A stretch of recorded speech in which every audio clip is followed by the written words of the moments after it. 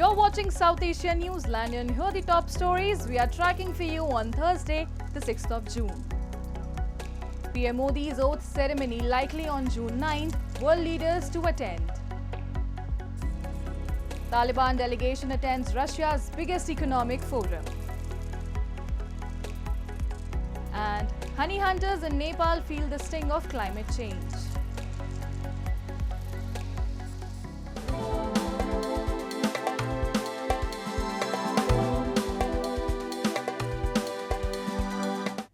And now for all the details. Indian Prime Minister Narendra Modi's swearing-in ceremony is likely to take place on June 9th. It was earlier scheduled for June 8th. However, official confirmation on the final date is yet to come, according to sources. As per India's constitutional provision, the President will now invite the largest party to stake claim for government, kick-starting the process of its formation. A day after the humbling election outcome, the ruling BJP-led National Democratic Alliance formally named PM Modi as their leader on Wednesday to lead a new coalition government for a third straight term. Separately, leaders of the India Alliance that comprises over 24 parties have said they will continue to fight against the BJP led by Modi. Likely the past 2 terms, Prime Minister Modi has extended invitations for the oath-taking ceremony to leaders of neighbouring countries, with Nepal's Pushpakamal Dahal, Sri Lanka's Ranil Wickremesinghe and Bangladesh's Sheikh Hasina confirming their attendance for the same.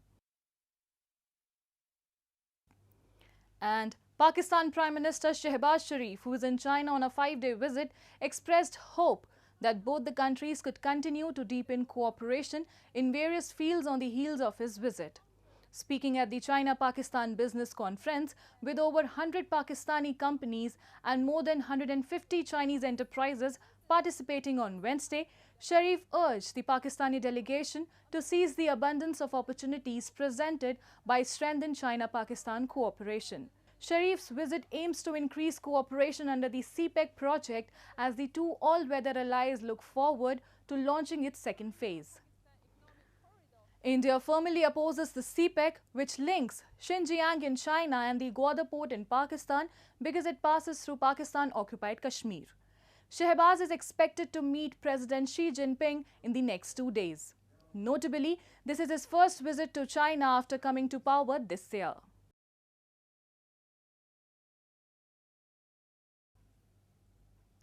And family members of those forcibly disappeared have continued protest in parts of Balochistan to know the whereabouts of their loved ones. They blame that Pakistan carries out such atrocities to instill fear and exert its control over the region. A report. There has been an uptick in cases of enforced disappearances in Balochistan recently, with activists and journalists raising concern over rights violations by the Pakistani state and its forces. While family members of several Baloch students who have been allegedly disappeared have continued to stage protests in Balochistan, 2 more youngsters, Farooq Baloch and Anis Baloch, have been allegedly disappeared from Quetta and Khuzdar.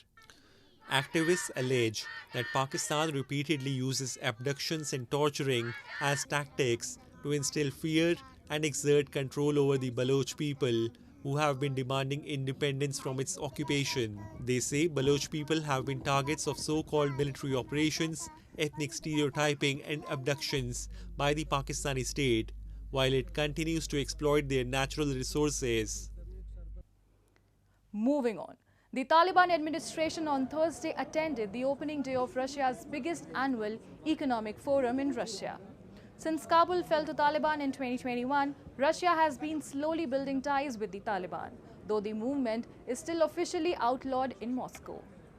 Russian President Vladimir Putin has lately emphasized on building ties with the Taliban. Russia's foreign and justice ministries have also reported to Putin on the issue of removing the ban on the Islamist movement. In 2003, Russia formally labeled the Taliban a terrorist organization, though it had periodic informal contacts with the movement. Neighbouring Kazakhstan has already announced removal of Taliban from its terrorist list.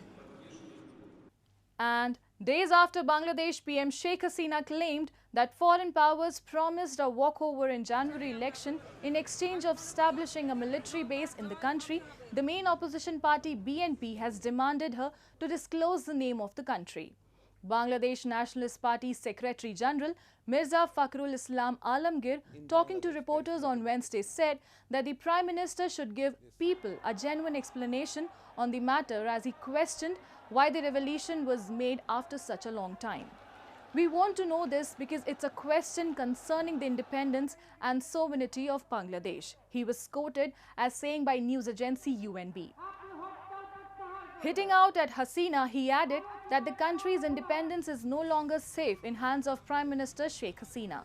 In her remarks, Hasina had claimed that she was offered a hassle-free re-election by a white-skinned man provided she allowed a foreign country to establish an airbase in Bangladesh territory. She had also highlighted there was a conspiracy to turn Bangladesh into another East Timor, creating a Christian state by taking a part of Bangladesh and Myanmar along with a base in the Bay of Bengal.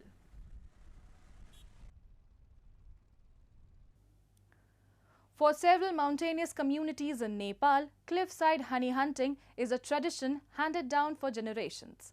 But they are now worried because the bee numbers and hives have been declining, possibly due to climate change. A report.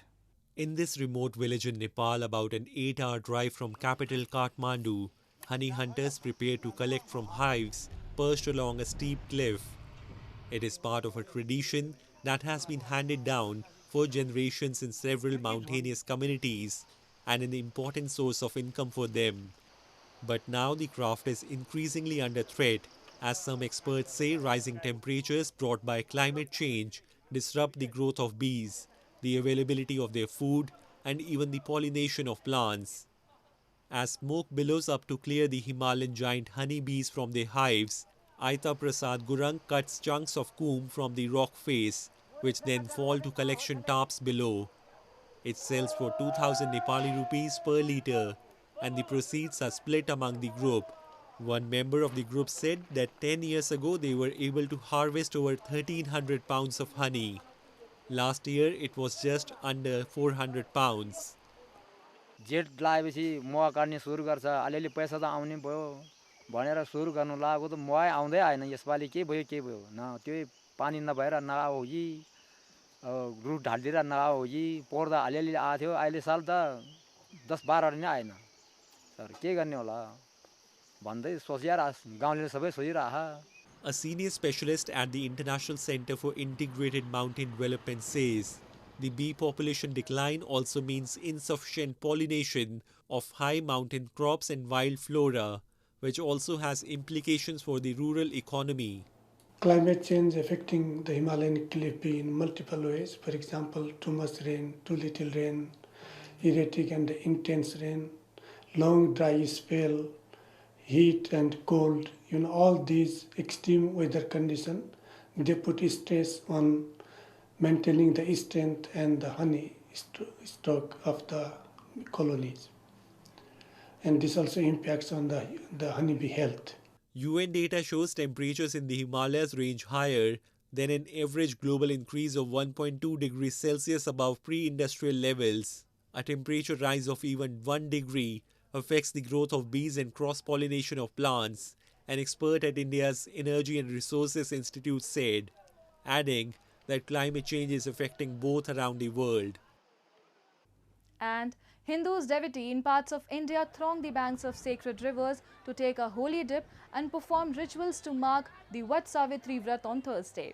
As part of the tradition, married women tie sacred threads around the trunk of banyan tree and fast and pray for the long lives of their husbands. Savitri, who was a princess according to Hindu mythology, impressed the Hindu god of death, Yamraj, by fasting and convinced him to grant her husband Satyavan a new life. As part of the rituals, the women wrap raw yarn around the banyan tree 7 times to pray that their relationships with their husbands last 7 births.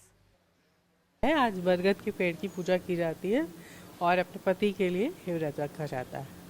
आज पूजा की जाती है. क्या किया जाता है? खरबूजा, आम से और चने से पूजा की जाती है, आरती की जाती है, 12 फेरे लिए जाते हैं और अपने पति के लिए किए जाते हैं. Apart from clothes and fruits, they make offerings of bangles and vermilion, the mark of married women in Hindu culture. They break their day-long fast after offering prayers and hearing a priest recite the tale of Savitri and Satyavan. तो रक्षा सूत्र का मतलब ही होता है कि पति की रक्षा करने के लिए इसमें 11, 7 या इससे भी ज़्यादा, जिसका 108, जिसका जितना होता है उतना लोग घूमते हैं और पति की आयु के लिए, रक्षा के लिए कामना करते हैं. That's all in tonight's edition. We'll see you same time tomorrow. Good night and